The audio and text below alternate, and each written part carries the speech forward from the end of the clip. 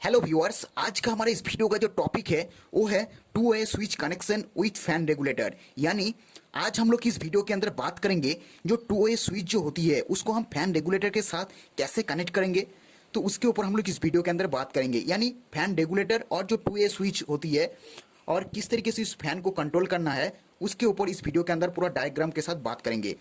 तो जो two way जो स्विच होता है वो आप देख सकते हैं स्क्रीन पर कुछ इस प्रकार होता है, यानी देखने में कुछ इस प्रकार होती है और उसमें दो साइड पे सिंबल्स या फिर आप एक तरीके से कह सकते हैं उसमें निशान बने हुए रहते हैं।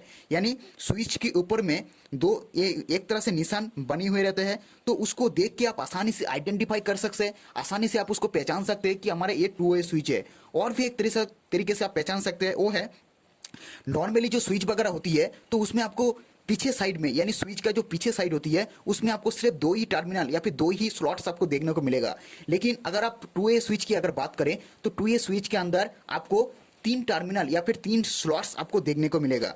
तो ये जो स्लॉट्स है इनमें सबसे जो बीच वाला जो टर्मिनल है यानी टू ए स्विच का जो बीच वाला पॉइंट है उसको हम कॉमन कहते हैं और ऊपरी और नीचे साइड को हम लाइन कहते हैं, यानी लाइन 1 और लाइन 2 इस प्रकार इसको नामकरण की जाती है।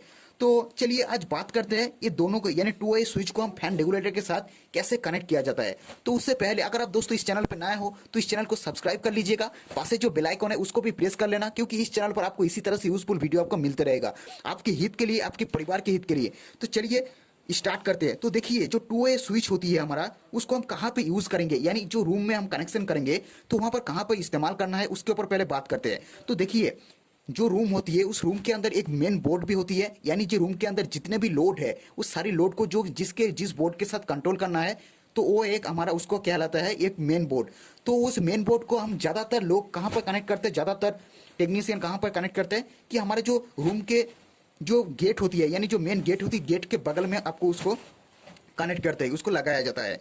लेकिन तो ये जो मेन बोर्ड है यानी जो टू ए स्विच को हम कनेक्ट करेंगे तो ये टू ए स्विच के अंदर दो स्विच होती है, स्विच उसको हम नामकरण करेंगे स्विच 1 और स्विच 2। तो जो स्विच 1 है उसको हम मेन बोर्ड के साथ कनेक्ट करेंगे, आप स्क्रीन पर देख सकते हैं, बहुत अच्छी से आपको समझ में आ जाएगा।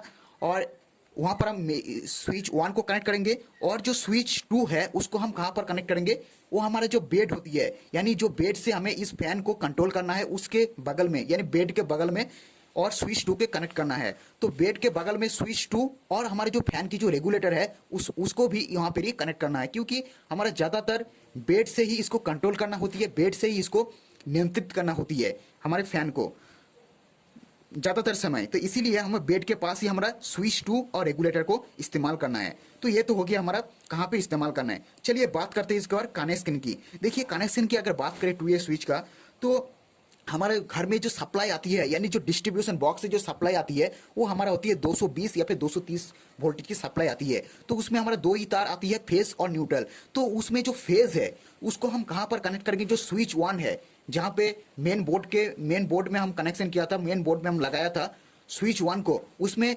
स्विच वन की जो बीच वाला जो पॉइंट है, जो कॉमन पॉइंट है उसके साथ हमने इस फेज सप्लाई को जोड़ देना है।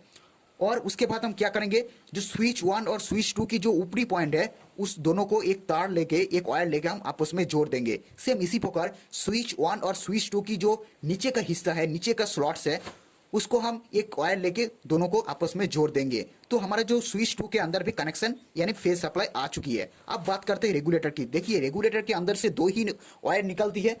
एक वायर हम क्या करेंगे, जो एक वायर स्विच 2 की जो कॉमन पॉइंट है यानी बीच वाला जो टर्मिनल है उसके साथ कनेक्ट कर देंगे, और जो दूसरा पॉइंट है उसको हम सिर्फ फैन के साथ, सीधे हमारा फैन के साथ कनेक्ट कर देना है। तो फैन को इसी तरह से फैन को हमारा फेज सप्लाई जो है वो मिल चुका है। अब बात करते हैं न्यूट्रल की। देखिए जो डिस्ट्रीब्यूशन बॉक्स से जो सप्लाई आती है फेज और न्यूट्रल, तो फेज को तो हमें स्विच 1 की जो कॉमन पॉइंट है उसके साथ कनेक्ट कर दिया, लेकिन जो न्यूट्रल पॉइंट है उसको हम सीधा एक वायर लेके सीधा फैन के साथ कनेक्ट कर देना है। इसी तरह से हमारा फैन जो है फेज सप्लाई पहले तो मिल गया था और न्यूट्रल भी मिल चुका है। इसी तरह से हमारा जो कनेक्शन है ये पूरी के पूरी कंप्लीट हो चुकी है।